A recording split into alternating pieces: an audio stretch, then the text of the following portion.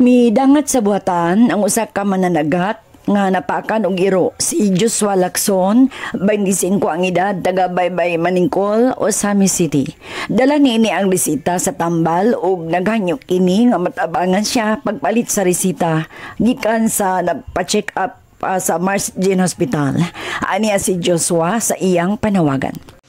Ako si Joshua Abilia, napuyo ko sa Baybay Maningkol. Nindool ko sa DXDD Operation Tabang nga ako nang ay tabang nila nga inaot unta na ilang pangatabangan ay kung ako'y kapalit sa bisita sa doktor.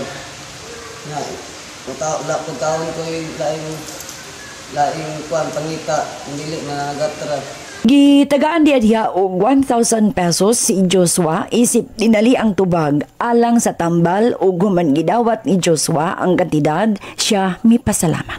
DXDD Operation Tabang nga gitagaan ko gamay financial sa kalibo. Inaot unta nga dagan pa sila matabangan nga moduol diri sa DXDD. Midangat usab si LV Yangan kagahapon ato magkita sa video ug manawagan alang sa ikatulo nga colostomy closure sa bata niini diin.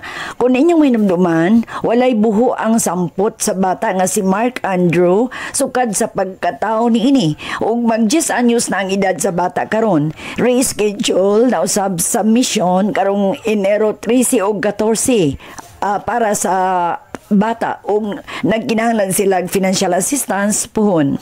Ato usab silang tabangan. Ugma ihatag nato ang detalye sa update sa bata nga walay buho ang sampot na operahan na nabuhuan na kini og duha na kahigayon nga wala masumpay ang anos tungod kay dunay kakulian. Ato usab silang tabangan. Kaninyong tanang nagtunol kanunay og ginabang alang sa mga kabus nga mudangop sa DXDD. Salamat kay kaninyong tanan. Wala usay hunong ang among pagpasalamat. At atong ipadayon ang buhat sa kaluoy. Sa mga buto sa mo suporta, ipadala lang ang inyong hinabang, cash o in kind. Bukas ang among buhatan ug anda mo pasayon pagtunol sa mga naingtungdang kabus.